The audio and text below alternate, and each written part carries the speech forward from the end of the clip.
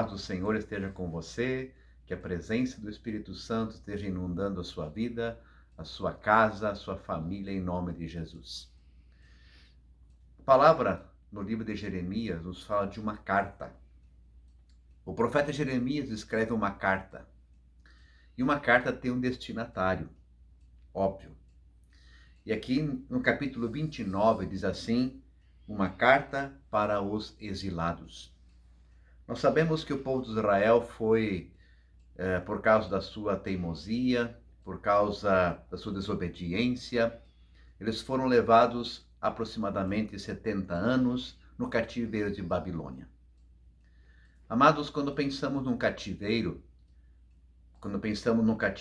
como uma consequência da sua desobediência, talvez, humanamente pensando, pensaríamos num Deus que iria ser rude, que iria ser áspero com o povo. Mas essa carta nos dá alguns princípios de como Deus nos trata quando estamos passando por dificuldades, mesmo que essas dificuldades sejam consequência de uma atitude errada nossa. Olha que interessante. Nessa carta, Deus diz assim para o povo: assim diz o Senhor dos Exércitos, o Deus de Israel, a todos os exilados que ele deportou de Jerusalém para a Babilônia. O que ele fala? Construam casas e estabeleçam-se nelas. Plantem pomares e comam frutos que eles produzirem. Casem-se e tenham filhos. Encontrem esposa para os seus filhos e maridos para suas filhas, a fim de que vocês tenham muitos netos. Multipliquem-se, não diminuam. Trabalhem pela paz e pela prosperidade da cidade para a qual eu deportei. Orem por ela ao Senhor, para que a prosperidade de vocês dependa da prosperidade dela. Amados, é muito estranho, mas é muito profundo isso. Um povo que desobedece, um povo que não observa o que Deus mandou, Deus leva para o exílio e lá no exílio Deus os abençoa. Meus amados, esse é o nosso Deus. Sim, Deus nos corrige. A palavra nos diz que toda a escritura é inspirada por Deus, em 1 e 2 Timóteo, e útil para o ensino, correção, educação na justiça.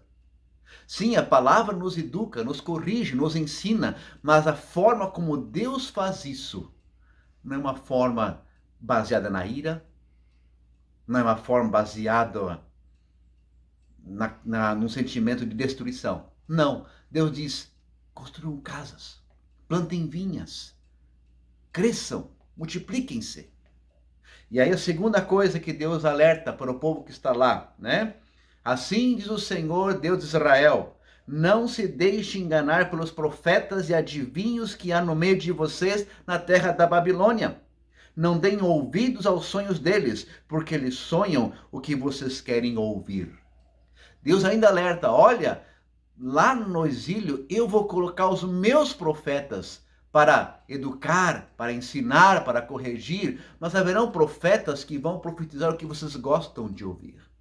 Então, a primeira coisa é que Deus se preocupa no crescimento, no bem-estar, mesmo no exílio. Segundo, Deus vai colocar profeta que vai falar coisas que nós precisamos ouvir e não que gostamos de ouvir. E aí Deus termina dizendo assim no versículo 11, aquele versículo tão profundo que nós conhecemos, né? Eu é que sei que planos tenho a vosso respeito, diz o Senhor. Planos de paz e não de mal, para vos dar o fim que desejais. Amados, eu fico surpreso com o nosso Deus, porque mesmo quando nós precisamos ser repreendidos, corrigidos, educados na disciplina do Senhor, Deus faz se preocupando comigo, com a minha vida, com aquilo que eu preciso. Deus coloca profetas na minha vida para me orientar, para me educar, e diz assim: eu tenho um plano de paz e de amor para te dar. Então, amado, se você está assistindo esse vídeo hoje e você está colhendo consequências talvez difíceis na tua vida por uma desobediência sua, por uma teimosia sua, ei, Deus não te abandonou. Deus continua te amando. Apenas passe por esse momento, deixando Deus corrigir você. Deus vai abençoar sua vida. Deus vai colocar a mão por um recomeço maravilhoso e poderoso na sua vida, porque esse é o nosso Deus.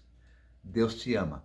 Deus não abandona, Deus não descarta quando erramos. Ele fala: filho, filha, eu continuo tendo planos de paz para você e não de mal. Que essa palavra possa nos fazer louvar ao nosso Deus, porque mesmo em meio à correção, Ele se preocupa no nosso bem-estar. Um grande abraço, Deus te abençoe, em nome de Jesus.